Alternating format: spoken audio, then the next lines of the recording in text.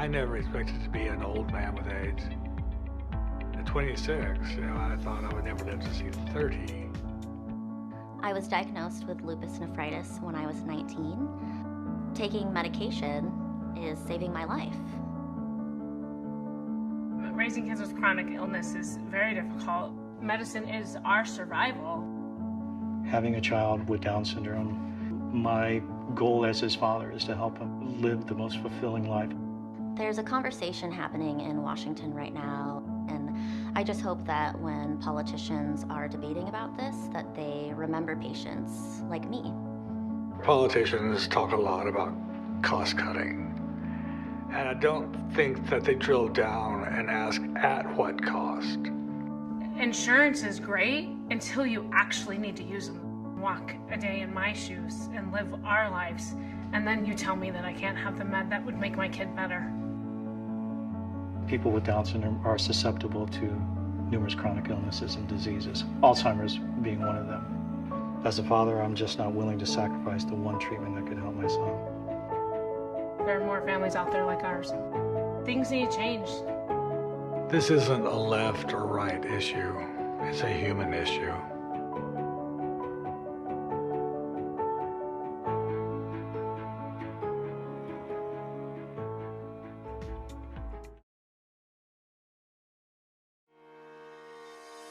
Maryland Life Sciences would like to recognize today's title sponsor, Horizon. Horizon is a global biotechnology company focused on the discovery, development, and commercialization of medicines that address critical needs for people impacted by rare, autoimmune, and severe inflammatory diseases. We apply scientific expertise and courage to bring clinically meaningful therapies to patients. Learn more at horizontherapeutics.com. We'd like to thank Horizon for its continued support of the Maryland Life Sciences Bioinnovation Conference. At the beginning of everything in Horizon R&D is doing our best scientific assessment of what places we're going to be able to potentially have a meaningful impact on human disease. Not only do we try and look and discover new molecules, but once you get something and it's proven to be safe and effective, you want to look where else you can utilize it. It's about the patient understanding their disease, their pathobiology, and identifying the right pathways. You can see the opportunities to develop medicines that would best address the fundamental origins of disease, perhaps not just in one autoimmune disease, but perhaps in many. That patient is always part of the conversation within R&D. That's what really differentiates our approach, and that there's a patient that we are aiming to serve at the end of the journey. Our next panel will share keys to expanding a diverse talent and workforce development. Please welcome your moderator, Frew.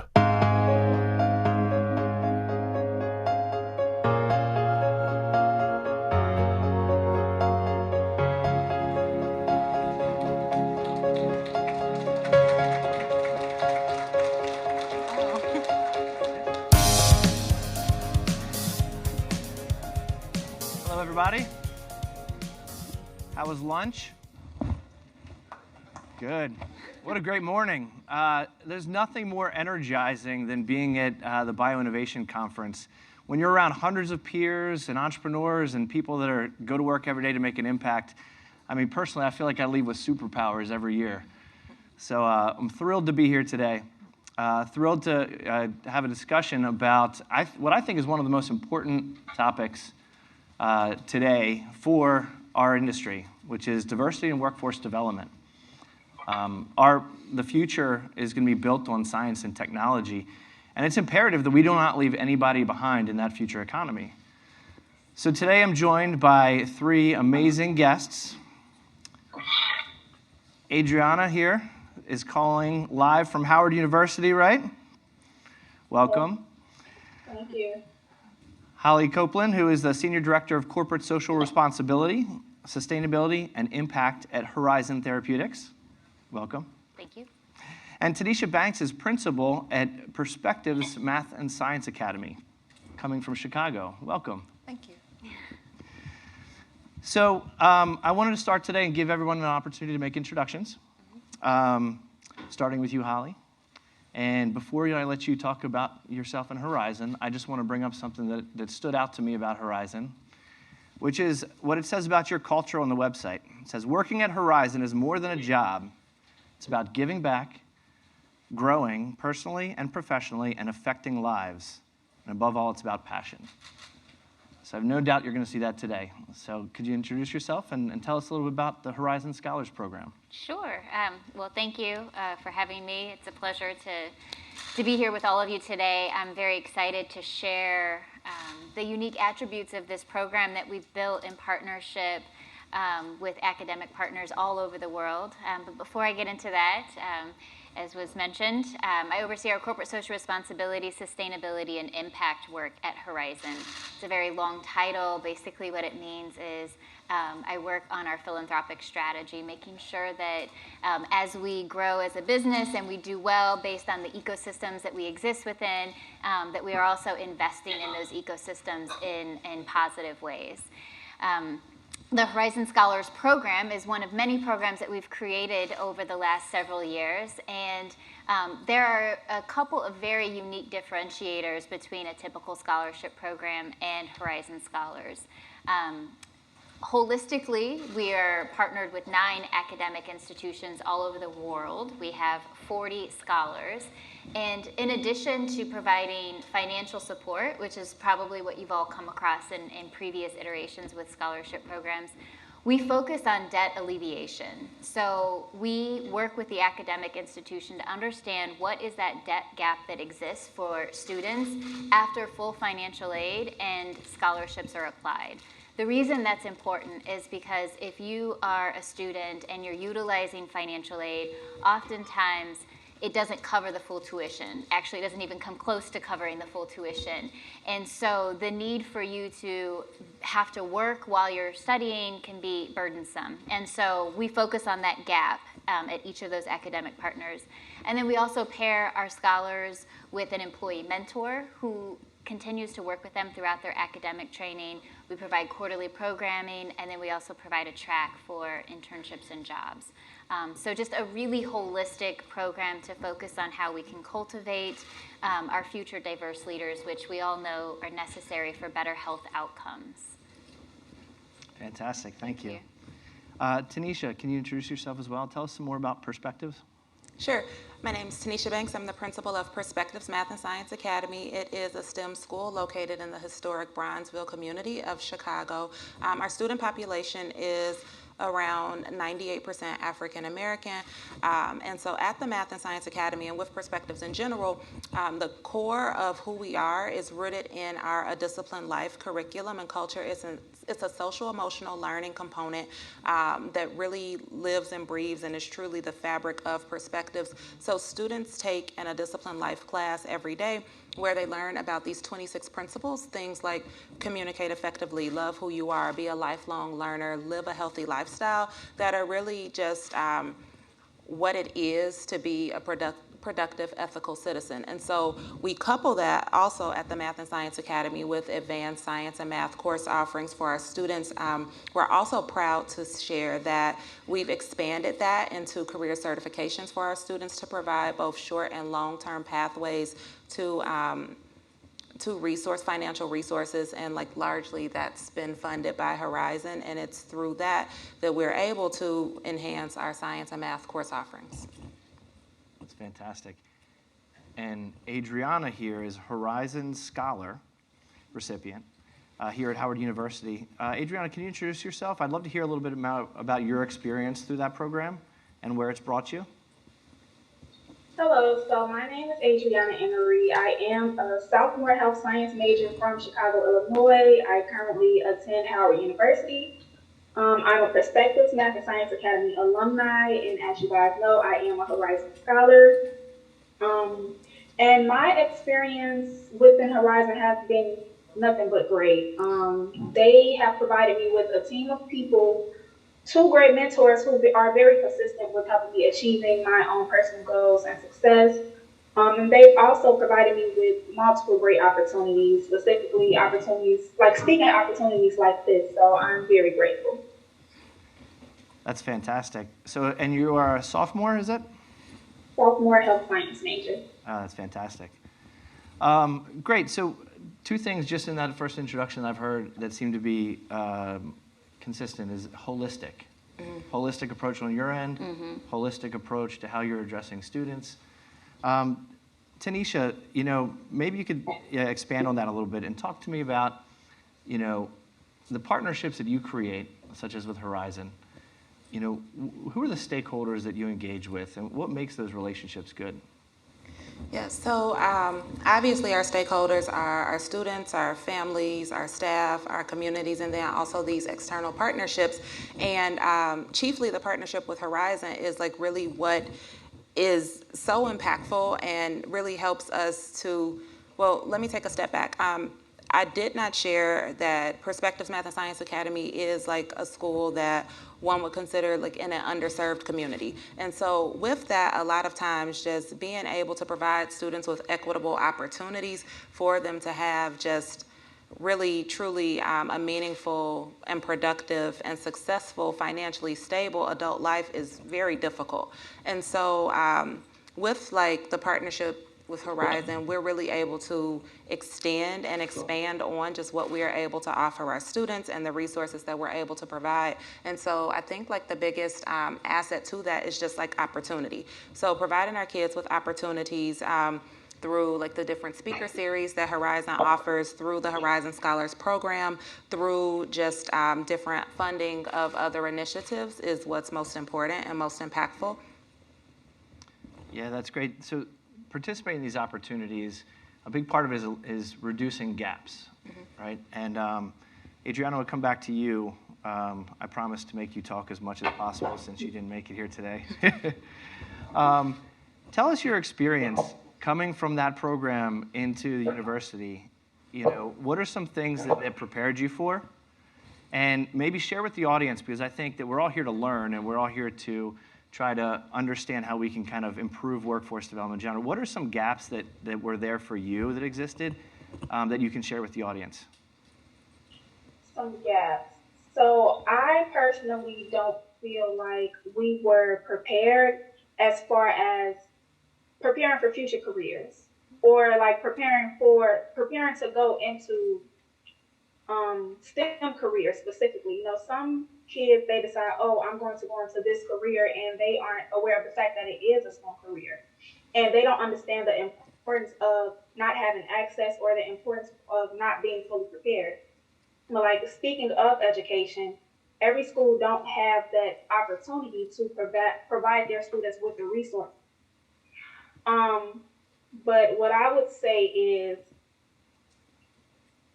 it's just all about not being fully prepared to go into this specific career or go into this specific major, because I changed my major. I started off as a nursing major. Now I'm a health science major, and it's all within STEM. But I was not prepared for what I would be getting into. It's all about preparing for career development, and I don't think I had enough of that, like specifically. So that's definitely something that is more needed. So it sounds to me like, and I hear this a lot, awareness, right? Awareness is such a big thing that often, underrepresented communities in science and technology just don't have the awareness of what education should look like to get into the university and to succeed in the university, and also the careers after that. Would you agree with that? Certainly. I think a quote comes to mind, just knowing something is an opportunity is an opportunity. And I think that a lot of times, like our kids don't always know what different fields that are out there. And so if you don't know what's out there, then you don't know what it is that you need to do to be able to be successful in that field. And then I also think about just the amount of exposure students typically get in underserved communities to high quality academic materials that are going to set them up for success, post-secondary success. I can think even about a personal story. I graduated from a selective enrollment high school on the south side of Chicago, and I went into a Big Ten university, being at the top of my class in Chicago as a pharmacy major. I'm not a pharmacist today, and that is largely because I had to pivot, similar to how Adriana shared that she had to pivot a little bit. I had to default back to something that was more comfortable to me, that I did feel like I was more prepared for. Humanities. I graduated with a degree in English, and I remember like just honestly the defining moment that let me know that this was something that I had to do. I remember sitting in my chemistry discussion section, and I remember everyone like working on the calculation that the teaching assistant had on the board, and I remember just being completely lost. So I turned to my neighbor, I'm like, hey, you know what's going on? You know how to do this? She's like, yeah. So I'm like, okay. And then I asked her again, I'm like, well, where did you learn? She said, high school. And so in that moment, I felt like a failure. I really felt like I had missed something, and I internalized that for a while. It wasn't until I became older that I realized like it really wasn't anything wrong with me. It was something wrong with like the system. There's something that's fundamentally flawed with like someone who graduated at the top of their class from a selective enrollment high school and then like transitioning to a Big Ten university and being underprepared for just like basic chemistry and the calculations there. And so like that's why this work with Horizon is so impactful, because we're hoping, and we don't have it right, we don't have it perfect yet, and I don't know if we'll ever get it all the way perfect, because there are systemic issues that are really impeding like our success. But we're hoping to be able to bridge some of those gaps, particularly with the advanced science and math programs that we've offered, expanded on since Adriana's graduated, along with the career certifications that we're offering in things like being a pharmacy technician or being a patient care technician and cybersecurity certifications, just so when our scholars do leave and transition to their post-secondary pursuits, they do feel like they have been given some of the prerequisite skills that they need to be successful and to persist. And I might just add, our support for Perspectives is actually in 3 main categories. So we deliver engagement through employees being on site. We do programming, so enrichment programs for the school. And then we also have like infrastructure support, so support for the actual like physical building. Mm-hmm. And so over the course of several years, you know, the support has been delivered in these ways. But I think what is so compelling about what TyNeisha's explaining is that our employees are oftentimes at the school volunteering, doing mock interviewing with the students, doing chemistry projects we've done. Each year we have a volunteer project where employees are volunteering alongside the students. So what this does, and the monthly STEM speaker series actually, which is a really important one, so we select employees that reflect the students, so the students can see themselves in that STEM career and see themselves in that speaker. But the intentionality around that is to create these sort of authentic opportunities for engagement, where students can ask about a particular career or what that STEM journey looked like, to create access to this idea that there are all these different potential careers that exist within STEM, not just, you know, those in a lab coat, in a lab. That's great. Adriana, how? Yeah, absolutely. Okay, so I wanted to agree with Ms. Banks. I am taking chemistry right now, and I promise I'm totally confused. And it just makes me think about, this is why I changed my major from, you know, nursing to health science, only because I'm not sure if I'm actually capable of being a nurse, but also changing it to health science gives me the opportunity to figure out what it is that I actually want to do. You know, growing up, it was always, oh, I want to be a nurse or I want to be a doctor. And it was these ideal careers. And we was not introduced to technology careers, engineering, math. We was not introduced to careers like that. It was always something specifically science, just like she said, like people with lab coats. Mm-hmm. So. Yeah, or it was organic chemistry for me that did it. I had to take it twice, and then I became a business management major. But there's so many other pathways within STEM, like where, you know, like maybe they aren't as chemistry heavy, but they're more like technology heavy, and there may be some natural aptitudes that lie there. Yeah. And so like that's also something that we really work to do. Students take a career aptitude assessment that really helps them determine what their natural aptitudes are as well as their career interests. And so we use that to try to help them opt into one of the different career pathways that we offer. Again, just building on their capacity so that they can be successful in their post-secondary paths. Yeah, that's great. Adriana, also, I want to bring it back to you also, just to build on what we were talking about. These monthly, volunteer sessions and that you're doing with the students and bringing your employees there. I think also that still comes back to, like, you're creating a place that's trusted, where people can feel comfortable to learn and ask questions. And like I said, where there's career coaching, you said people that look like them and look like, so that's an important element too in this, because I think some people take for granted that, you might have conversations about STEM careers around, I don't know, Thanksgiving dinner table, but not everybody does that, right? So how important were those sessions for you and that experiential element? For me? For you, Andrew. Yeah, sorry, you can't see me looking at me. I honestly think largely when we started a lot of those, Adriana was remote, and then they have like really started to lift off in years after Adriana. Unfortunately, so this is always painful because like things always so I always get feedback from alum. They're just like, we didn't have that. Like, when did you all start doing this? Like, how did that? And it's always like bittersweet because I really feel proud of the evolution and the work that we've done to bridge like a lot of the gaps that exist, but it's also sad and painful, like kind of like now, thanks Chris, for having these moments with like other students who are really deserving. And so I think that again just underscores like the importance of just people who have just knowledge and resources like pouring into these schools and these communities to really invest and to help bridge some of the gaps that exist, because like I think all schools have like the best intentions, they don't have the same resources. And so it's really important that corporations like Horizon and then just other individuals really step up and help to bridge those gaps that exist, because Adriana deserves to be able to be a nurse if that's what Adriana wants to do and be. I deserve to be able to be a pharmacist if that's what I truly was here to be, but I really feel like being a principal and being in education is my true calling. So I'm appreciative, I guess, of like having to pivot, but kids should be able to be and do what it is that they deserve to be and do. Well, I feel like you're probably creating a lot of pharmacists and chemists out there through your work.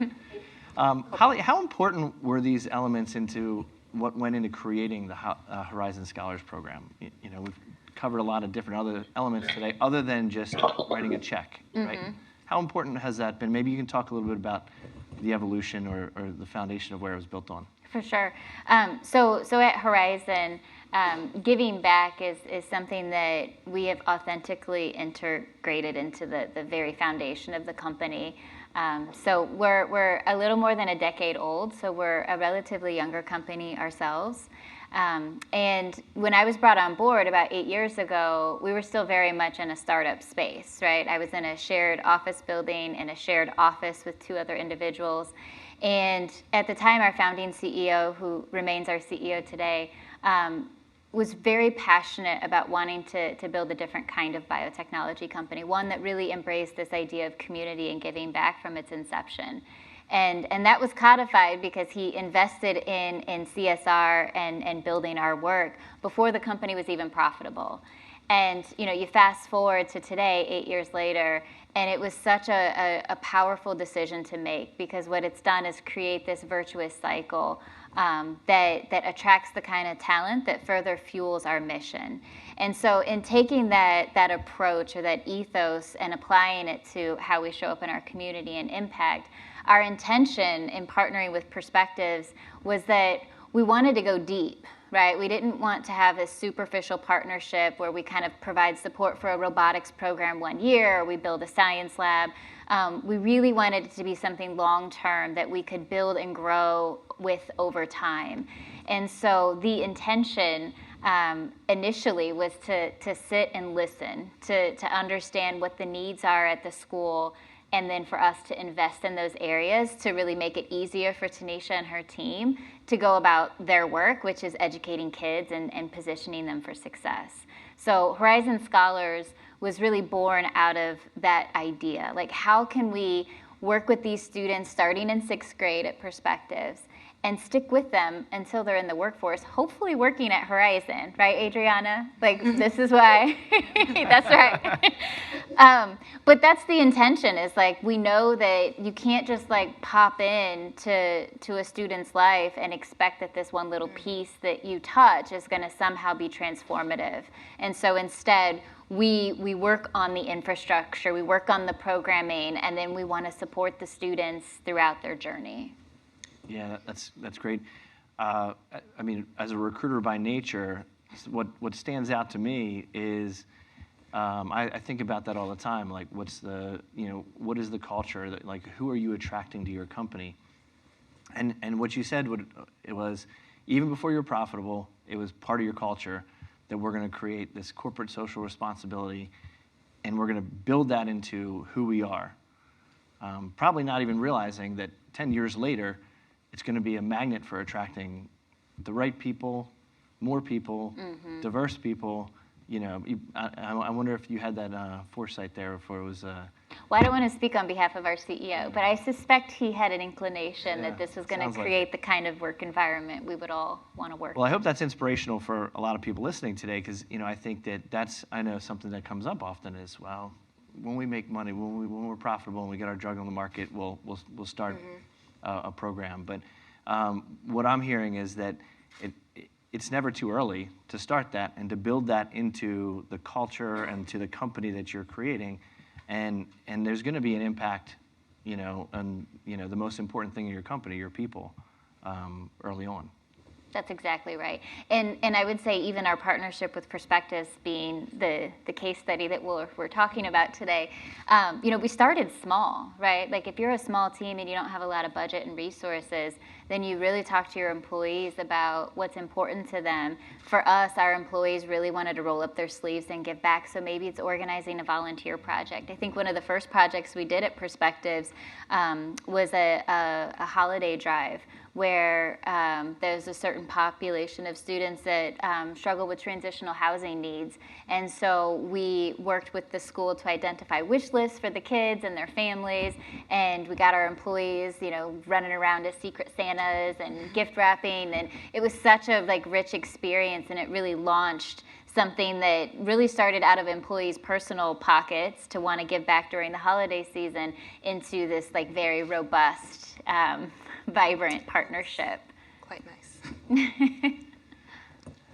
I want to shift gears a little bit here, and I want to talk a little bit about innovation and thinking differently. So I'll ask this question out of everybody, but how do you think around innovation when it comes to this? Holly, you want to start? Sure. So for me, we have a very entrepreneurial culture at Horizon, which we apply to our impact work. And what that means to me and to our team is that historically, nonprofits know very well what they need to accomplish their mission, right? They're on the ground in the trenches every day. And what can be troublesome is when a funder will come in with a set idea of what kind of project they want to fund, what they want to be able to talk about. And so what we try to do instead is really sit down with our partners and say, what is it that you need? And then these are areas that we're caring or compassionate about, and we want to see where those overlaps occur, and then we build and we create from there. So I've said numerous times, what is that idea that you have on the shelf that you feel like could really be successful, but a lot of funders are risk averse and they don't want to do that. They just want to kind of slap their label on something that's already been done. We'll try that with you. And if it fails, we're totally okay with that. We will pivot and we'll try something else. So a number of the programs that we've done at Perspectives, it's been, hey, let's try this out and see if it works. One example that immediately comes to mind is, I think this was actually before you started, TyNeisha. So, but it was the students. There was a certain population of students that were late for their first class or missing class, and your predecessor, I believe, thought that what was needed was an incentive. So let's incentivize the kids with, I think it was like Jordans or something. Like if they show up, then they'll get their name in a hat and they'll get a pair of Jordans. But come to find out, ultimately what ended up being the issue is that the kids didn't have the bus pass or the CTA card to get to school. In Chicago, you have to take public transportation to get to the school. And so what we did instead is we pivoted from the incentive program to a transportation fund. So now, no questions asked, the kids need a transportation card, now they've got the transportation card, right? So like being innovative in your solution seeking and applying it in ways that allow you to really address the root causes of the problems is how we think about it from an impact perspective. Yeah. What about from as the principal? Sure. For me, again, like it's kind of similar. So it's just like really peeling back the layers to figure out like root cause. Like, so what are some of the reasons that, you know, college retention numbers are low? Like, what are some of the reasons that students, you know, are like, for lack of a better term, like just displaying like behavior issues or culture issues. And so then just looking at the data and then thinking about like creative solutions to that. So one of the initiatives that we've launched, and I've talked about it a little bit, is our MSA Cares initiative. And so MSA Cares is an acronym. It stands for Certifications Assure Real Economic Stability. And so we've mapped out these different career pathways for students that they can opt into. And then in their senior year, they actually take career certifications. But like prior to that, they take different prerequisite classes that help them be successful with ultimately passing their certification exams. And so that's something that, again, provides access to both short and long-term income pathways, because students, once they receive their certification, even prior to senior year concluding, can like go and be a pharmacy technician or go and be a patient care technician. Or in the case of Adriana, like this is something that she could do part-time while she's pursuing her degree. And so this is something that we identified as like just really helping the kids see the connection between like what they're learning in school and then how it's preparing them for their future and their lives. And then also starting to help to really work to dismantle some of the cycles of generational poverty. Long term, my hope is that we can offer these same certifications to family members as well, who like just really need again, just an opportunity. And so I'm rambling a bit, but that's our motto for this year. It's opportunities knocking. So just really just being very intentional about any opportunity that's available for our students, for our staff, just being open to finding a way to provide that, because that's truly what's going to be transformative in their lives. That's amazing. Adriana, do you have any thoughts on that? What does innovation mean to you and your experience of the program? Well, I just want to say that I love that whole idea that they have going on at Perspectives now. Emphasis on now. I really do wish that was something that we had, because I think that my class is just, I don't know. Our class is just not. They don't know. We're all confused at this point. But as a college student, I think it's just finding what works best for you, specifically. Thinking about innovation, it's bigger than change. It's bigger than improvement. It's just, finding something that works best for me and something that'll make it bigger than what it already is. Or, yeah. That's great. Well, you're talking to thousands of people right now, so you have the opportunity to, sway them and innovate. You're gonna make her nervous. I'm really nervous. I am. After coming through your program, she doesn't get nervous. Even on Zoom, and I don't see the people. I only see you two. I'm still nervous. It's just us. Yeah, Yep. just us. And thousands of your closest friends. So we are here today to talk about expanding a diverse talent in workforce development. So building on innovation here at the BioInnovation Conference, let's be a little iterative also here. What are some things that, I guess the question would be, what are some things that people here could do, could take away from today's conversation, or could leave here if they wanted to kind of start with something that could make an impact? Do you have ideas? TyNeisha, you want to start? I can share, just as a school leader, I just always appreciate when people volunteer to lend a helping hand. Like, you may think that you have to have like the dollars that Horizon does to be able to make a difference or to make an impact, but that's not true at all. So just really reaching out to like a school maybe in your community or maybe not your community, right? Like a school that you know is underserved and like could use just like more resources, just reaching out, and then like Holly shared, just listening to what the needs are, and then being able to figure out like how you can help to bridge that gap or fill some of those voids. One of the most impactful programs that we offer now is the Horizon STEM Speaker Series. Just like getting kids like an opportunity to have someone in a STEM field who looks like them come in, talk to them, to affirm them and to help them feel like, oh wow, like people who look like me can do this and they do this, is so transformative and impactful. And everyone who comes in is just so happy to be there. And I honestly feel like they learn a lot from our students too. And so that's something that's really just a very easy way. It's just time you're given. Like it's no cost at all, but it means the world to students and to the school community. Just volunteer opportunities. Many schools have opportunities to, like decorate a classroom or help with the grounds upkeeps. Like those things are really important as well. I think that the physical space of a school just really can communicate volumes, right? Like, so a lot of times when people will come into MSA, they talk about just like how beautiful it is. It's in a lot of ways, it's not one of those like cool new school buildings that has all of the fancy things. It is a traditional just brick school building, but it has been enhanced with a lot of very intentional and thoughtful, just like and it has been enhanced with care. There are beautiful mosaics in there. There have also been renovations to different classrooms, and a lot of times like Horizon employees have volunteered to help with that work or have like funded the programs that our students have actually created, the mosaics that hang in our walls. So just reach out and just figure out with the school leaders like how you can help, and that is truly the biggest help. What do you think? I would suggest leading from the table where you sit. So one of the beautiful things that I've seen at Horizon is that employees in our facilities team have figured out how to leverage their work around, plants around the office that need a new home. Instead of those kind of getting recycled with the vendor, we donate them to nonprofit partners. Or furniture, we update our furniture at the office. Instead of it going back to the vendor, it gets donated to one of our nonprofit partners, to our IT team, to our business development team. I could go on and on.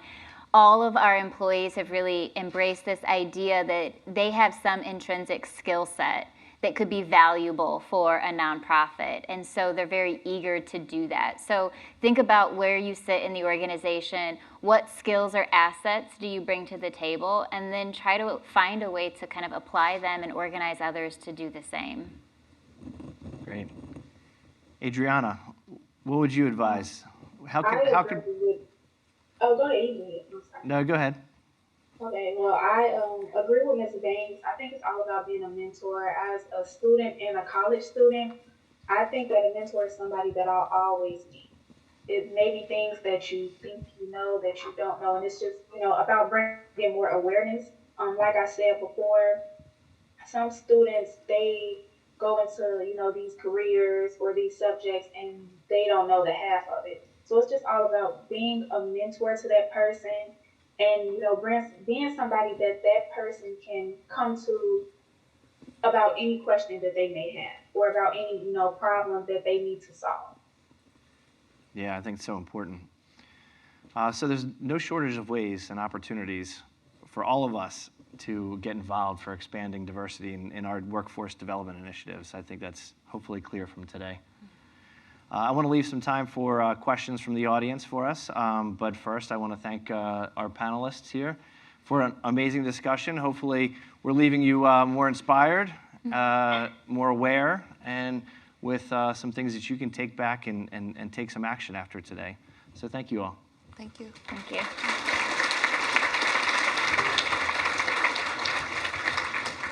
If we have questions, there's microphones right here, and I can tell right there. So.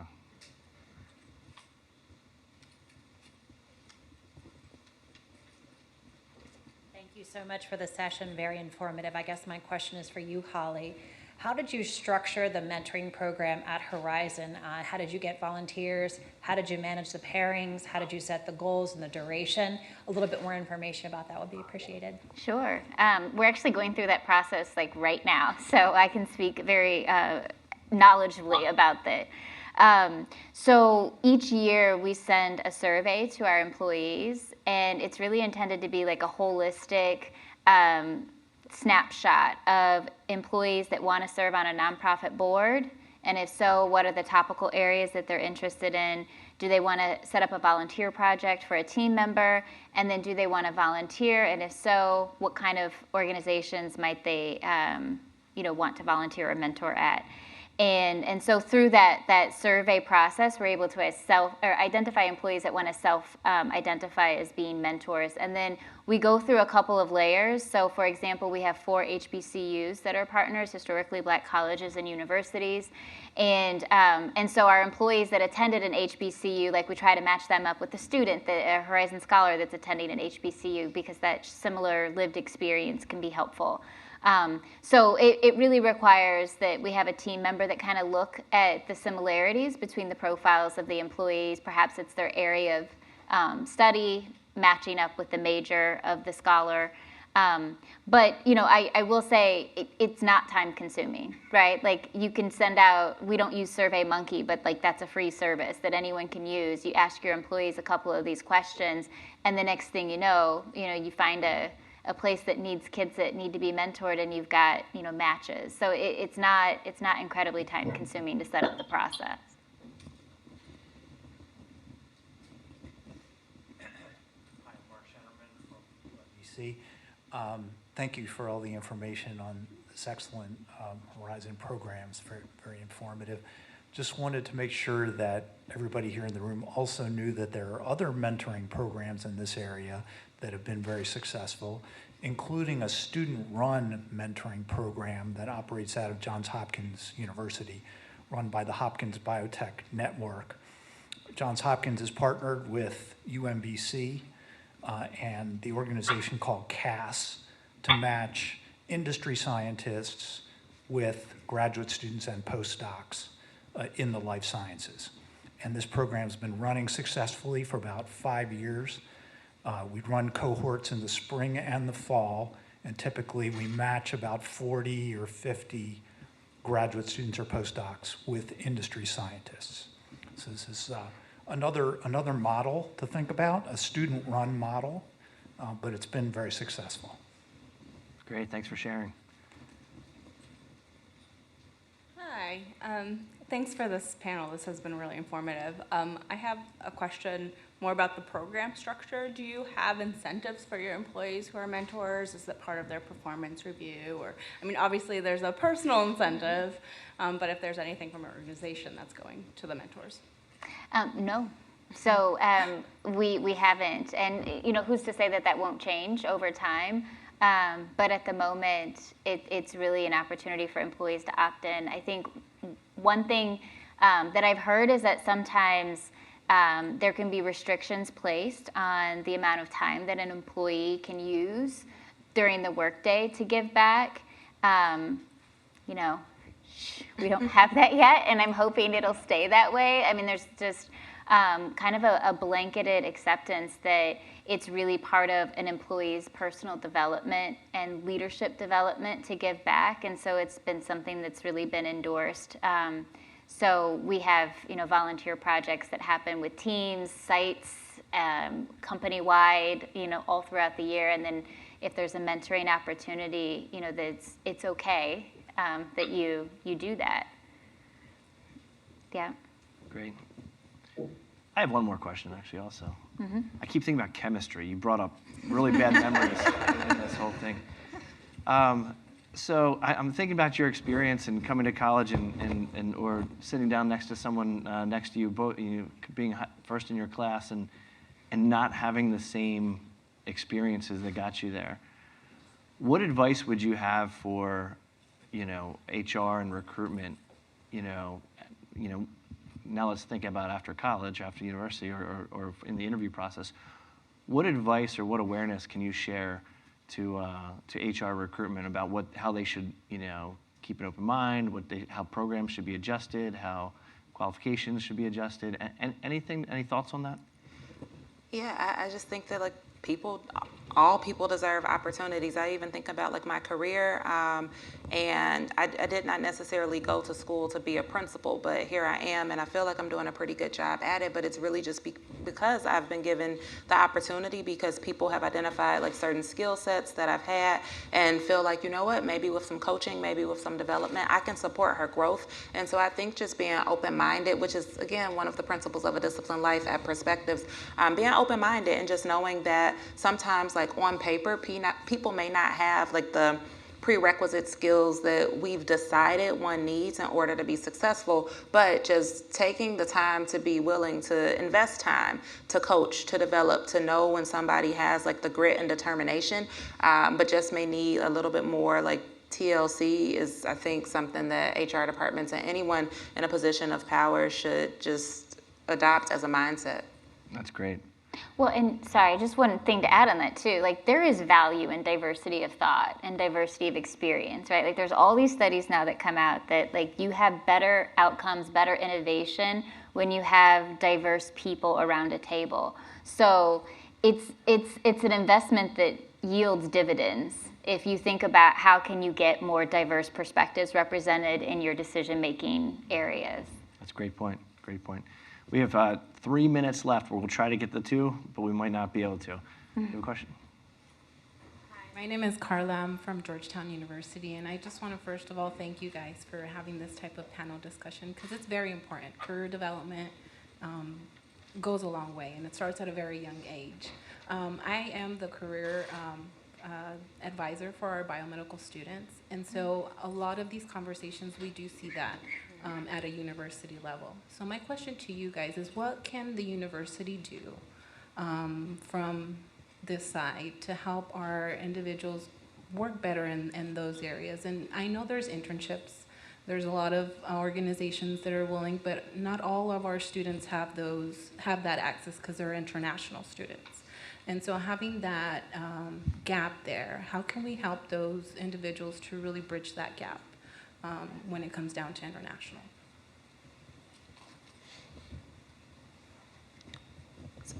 So just so that I'm better understanding the question, is it more of an academic gap, or is it just a gap in you're saying just pairing the students with a mentor? Which? Employment as a whole. So, Okay.